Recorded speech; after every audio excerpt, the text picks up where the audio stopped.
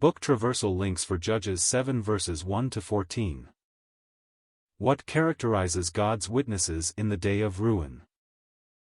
In Judges 6, we have seen the servant prepared for the work for which God destined him. The verses which we have just read show us the characteristics of God's witnesses in a day of ruin. In the days of the nation's moral prosperity under Joshua, when it was a question of going to war, all Israel went up to battle, and the unity of the people was thereby strikingly manifested. The first conflict at Ai, Joshua 7, 1-5, the only exception to this rule, resulted in the defeat of those who took part in it. In a time of declension, it is otherwise. When all the people went up with Gideon, Jehovah said to him, "The people that are with thee are too many for me to give the Midianites into their hands," for the danger was that Israel would vaunt themselves against Jehovah, saying, "Mine own hand hath saved me."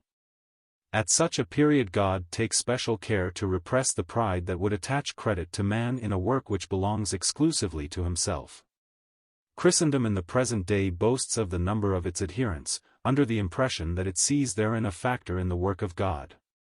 If any work is wrought of him, she attributes it to herself, and, like Laodicea, prides herself in her resources. "I am rich, and increased with goods, and have need of nothing."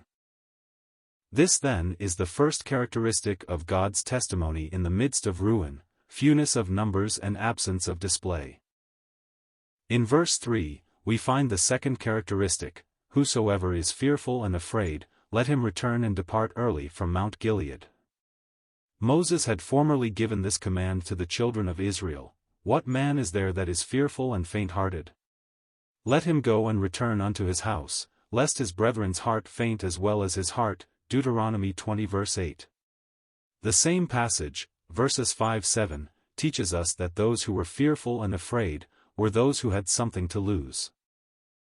A servant of God is full of courage for his work, when he has nothing to lose here, because the excellency of Christ has made him despise what the world values. Alas! What numbers of fearful there are in our days, even as formerly, when "there returned of the people 20 and 2,000, and there remained 10,000. God wants undivided hearts for the accomplishment of his work, hearts that have nothing to lose, that are afraid of nothing, and who cannot exert a baneful influence over those who have gone out to the war unentangled with the affairs of this life. The 22,000 came in for the spoil, but were unequal to the effort required to get it. Those that are fearful will profit by the testimony, but have not the qualification necessary to maintain it. We come now to a third characteristic of the witnesses. God tested them in order to bring out if they realized that all is loss for those who would win the battle. He brought down the people unto the water. Will they how down upon their knees to drink, or lap of the water with their tongues, as a dog lappeth? Some seek their ease, and enjoy to the full those blessings which Providence has placed in their path. Others, having as their sole aim to gain the victory, do not allow themselves to be diverted from their object, but, tasting the water by the way, only find therein what invigorates them for their service. It is said of the Lord, "He shall drink of the brook in the way," Psalms 110 verse 7. When he thus drank, he steadfastly set his face to go to Jerusalem, the scene of his agony and death, Luke 9 verse 51. There is nothing that so trammels the action of the Christian in his testimony, as taking his ease, and settling down in the enjoyment of the earthly blessings which the providence of God bestows upon him, instead of simply tasting them by the way. The Christianity of the present day boweth down upon the knees to drink. It gives thanks, it may be, to God, but sees, in the earthly blessings, the object and end of its piety, whereas, the witnesses for God, just take as much as will enable them to continue on their journey.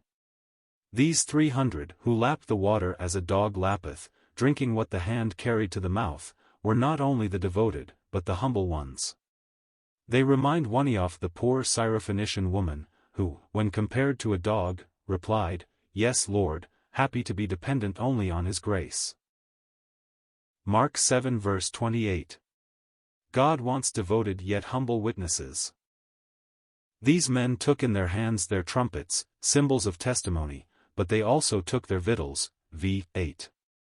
We cannot overcome without being fed. of which Israel was a proof under the terrible yoke of Midian who left them without sustenance.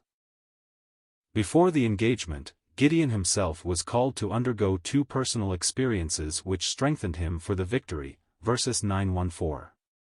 In the first place, that, in himself, he was no better than the 22,000 fearful ones. "If thou fear to go down," said Jehovah to him. Did he reply, "I am brave, I have already sounded the trumpet in every direction to assemble Israel to battle"? No, he accepted the humbling truth. Then God placed him before the enemy, which lay along in the valley like grasshoppers for multitude, and traced his portrait by the mouth of one of them. This mighty man of valor was compared to a cake of barley bread, coarse and homely food, and this was the sword of Gideon. Fine sort of a sword wherewith to smite this multitude. But, in reality, the sword of Gideon was the sword of Jehovah, v. 20, and it was therein the power lay. Gideon learned to know himself, but God also revealed to him the moral state of the enemy that he was called to encounter. It was a vanquished foe. "For into his hand," said the Midianite to his fellow, "hath God delivered Midian and all the host," v. 14. May we have a better understanding of this truth in connection with our three enemies, the flesh, the world and Satan. The flesh is crucified, the world is overcome, Satan is judged. This fills us with courage before them. Gideon realized all these things and worshipped.